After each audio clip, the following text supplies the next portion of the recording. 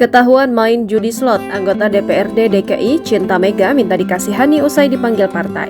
Nama anggota DPRD DKI fraksi PDIP, Cinta Mega, menjadi sorotan setelah viral diduga main game judi slot saat rapat paripurna pada Kamis 20 Juli 2023. Namun kemudian Cinta Mega menampik dan mengaku memiliki bukti bahwa dirinya hanya bermain game biasa sembari menanti rapat dimulai. Adapun akibat kejadian ini, Cinta Mega harus memenuhi panggilan pihak partainya untuk memberikan penjelasan. "Ini aku dipanggil partai," ucap Cinta Mega seperti dikutip tribunsulbar.com dari tribunjakarta.com. Menurutnya, panggilan tersebut dilayangkan pihak PDIP untuk meminta klarifikasi terkait berita yang sedang viral.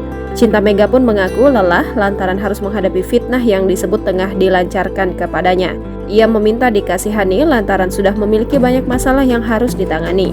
"Jangan jadi fitnah dong, aku capek nih, kasihanlah sama aku sudah terlalu banyak kena fitnah, masalah," kata Cinta Mega. Ia mengakui sempat bermain game sembari menunggu rapat paripurna yang sempat molor dimulai. Namun anggota Komisi C DPRD DKI tersebut menampik dituding bermain judi online dan hanya memainkan aplikasi game biasa.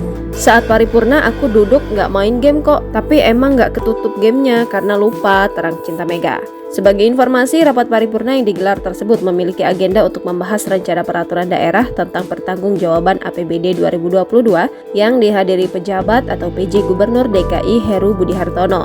Dikutip dari tribunjakarta.com, rapat tersebut dipimpin oleh Wakil Ketua DPRD DKI Zita Anjani yang menggantikan posisi Ketua DPRD DKI Prasetyo Edi Marsudi yang berhalangan hadir. Rapat sempat terhenti ketika interupsi dari Ketua Fraksi PAN DPRD DKI Bambang Kusumanto terganggu lantaran pengeras suara yang mati.